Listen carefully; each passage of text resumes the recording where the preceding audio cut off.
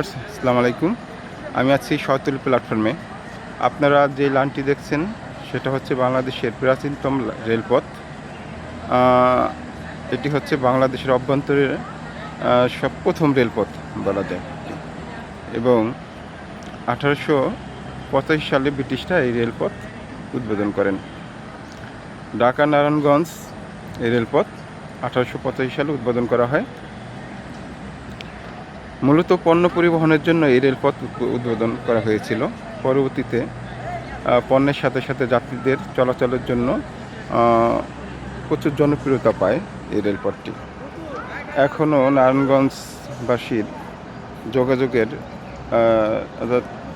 যাতায়াতের প্রধান বাহনই হচ্ছে এই ট্রেন। এখনও প্রচুর যাত্রী এই ট্রেনে যাতায়াত করে। কিছু কিছু মানুষের প্রতিদিনের যাতায়াতের প্রধান হাতিয়ার হচ্ছে এই ট্রেন এবং রুটি এবং রুজি এই ট্রেন চলাচলের উপর নির্ভরশীল। মূলত বাংলাদেশ সরকার এর প্রয়োজনীয়তা অনুভব করে নারায়ণগঞ্জবাসীর জন্য নতুন কমিউটার ট্রেন চালু করেছে। আমি আপনাদের দেখাবো এটা। প্রতিদিন প্রায় 600 যাত্রী এখানে স্ট্যান্ডিং বসে যেতে পারে এবং 400 যাত্রী স্ট্যান্ডিংও যেতে পারে। আমি দেখাবো বর্তমান মেট্রো রেলের আদলে এই ট্রেন চালু করেছে বাংলাদেশ সরকার।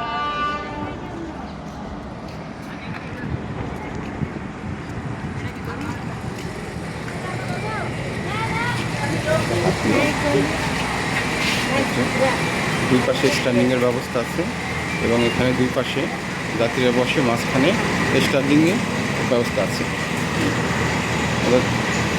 600 যাত্রী এখানে প্রতিদিন বসে যেতে পারে এবং 400 যাত্রী এখানে দাঁড়িয়ে যেতে পারে। অর্থাৎ প্রতিদিন এক ট্রিপে 1000 যাত্রী পরিবহনে সক্ষম।